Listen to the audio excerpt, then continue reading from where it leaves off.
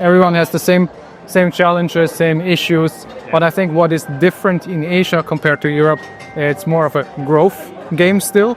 People are investing into growth and not just into efficiencies. What we see as a big challenge here ultimately is still the time it takes to change, particularly in the life insurance space. P&C, we can move significantly quicker, but with life, we have companies that are running 30, 40-year-old systems, and they would like to modernize, but they are struggling because they don't want to migrate, because that's the biggest pain point. So we're helping them extract some of the capabilities onto a new platform while maintaining the legacy system as system of reference as well to be faster. Christoph, here we are. Thank you for agreeing to have a quick interview with me. Do you want to start off by giving us a quick introduction to yourself? Yeah, happy to do so, and thanks a lot for having me, Rory. Pleasure. I'm Christoph Krieg, leading strategy finance at Peak3. Yeah. Peak3 is a technology vendor with a strong focus on the insurance industry. Been with the firm now for close to 3 years, basically doing anything from corporate development to finance, a lot of the investments that we have been doing, and the expansion into new markets as well. Awesome.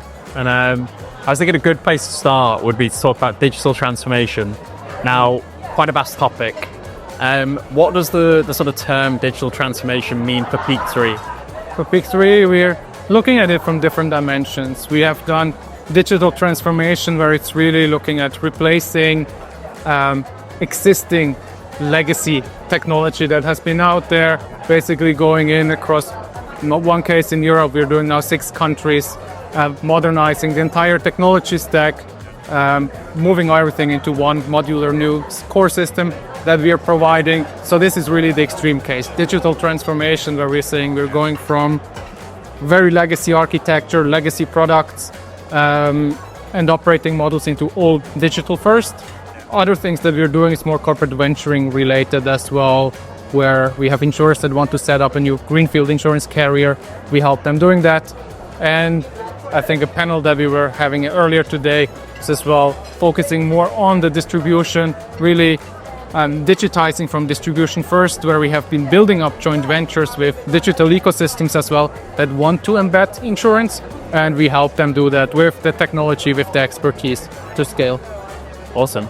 And I guess as part of being a big transformation partner, what are some of the biggest challenges that you see in the industry right now? And can you go into a little bit of detail on a couple of them as to how Peak3 can really sort of offer solutions in those areas? Yeah, I think if you're looking at the challenges, opportunities, it depends a bit on where we're operating, right? We are here now, Insurtech Asia, Insurtech Insights Asia. So this is where we originally come from in Singapore, which is where we started off working across Southeast Asia.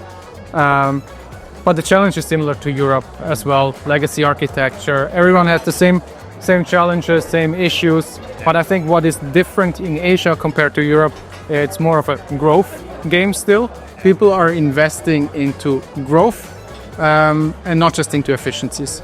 And what we see as a big challenge here ultimately is still the time it takes to change, particularly in the life insurance space. P&C, we can move significantly quicker, but with life, we have companies that are running 30, 40-year-old systems, and they would like to modernize, but they are struggling because they don't want to migrate, because that's the biggest pain point. So we're helping them extract some of the capabilities onto a new platform while maintaining the legacy system as system of reference as well to be faster. So I think that's one of the big areas. Other areas where we're supporting is really as well on how do you design new insurance products, new propositions, how can we help source channel partners, so particularly everyone who wants to do embedded insurance, but they don't really know how to do it, how to source the partner, because they're coming from a B2C mindset, selling motor insurance, but via an agent, but how do I sell it via a used car market platform, for example? How do I integrate with an OEM? And that's where we can bring in a lot of expertise and tech as well to make it happen. Awesome. And I always like to ask this one, but what makes the business unique? A lot of competition out there. what really defines Peak3 as being different from other companies in the industry? I think one of the areas is definitely we are not just doing technology, we are also building up businesses. So we have done joint ventures. I don't think any of the other technology vendors is out there investing into an ecosystem, building that up. We have done it with Grab, one of the biggest super apps in Southeast Asia, for example, building their insurance vertical from scratch into now doing hundreds of millions of policies per year on the digital side. So we are not talking about small businesses, but really profit contributors as well. And the other thing is more from a technology perspective. Obviously, you have a lot of the incumbent solution providers out there that are doing a strong job, but they are operating from, or they have built everything optimized for the traditional business, traditional insurance product, distribution channel, manual processes, and are trying to go digital. We have started off building the business for digital insurance scenarios, embedded parametric, fully digital processes, innovative product structures. And then as a next step, we're moving into the traditional space. So we're exactly going the opposite side as many other vendors and the insurers are going as well. Because our assumption is, and I think it's proven, it's easier to build something first for a digital reality and then move it to the traditional instead of going the other way around. Yeah, awesome. You mentioned one really cool case study right there. Do you have any other sort of stats, results that you can sort of share with our community? Yeah, stats, results. So I think one other example that I want to make is speed to market as well. And I cannot mention the name yet because we have not announced it formally, but we started another insurance orchestration play with a big e-commerce platform that wants to embed insurance into their business. We kicked that off in summer. We are live now, and we are now speaking in December in 4 markets. We have a run rate of over 70,000 policies per day at the moment. So monthly over 2 million, basically from scratch, launching this across multiple markets, going live.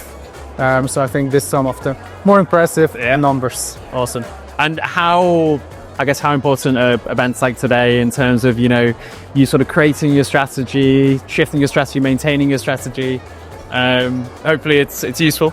It's definitely useful. So I think lots of insightful discussions, but always what is more important than the panel discussions is to meet the people that you're meeting when they're all coming together. We are running in a big RFP at the moment as well. We see the people showing up here. It's good to have a personal discussion as well, making it happen. So I think here these conferences are very much helpful. Maybe it's not just strategy, but definitely business development as well. And getting new insights, what others are doing, what the market is looking for. Yeah, brilliant. And what have we? So I know, a bit of a teaser, but we're working on something for Insurtech Insights Europe as well. Yeah. Tell us a little bit about that sort of European expansion. How important is that?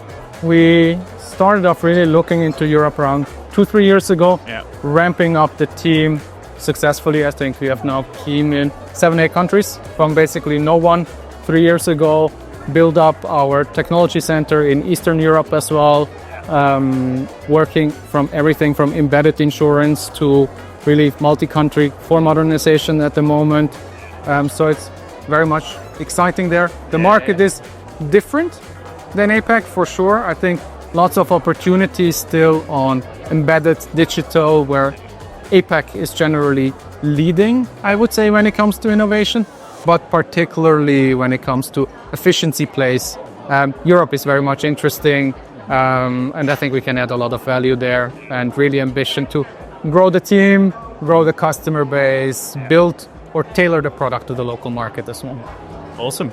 Well, on that note, I think let's, thank you for your time. And lovely to see you. And I think, stay tuned for Insurtech Insights Europe.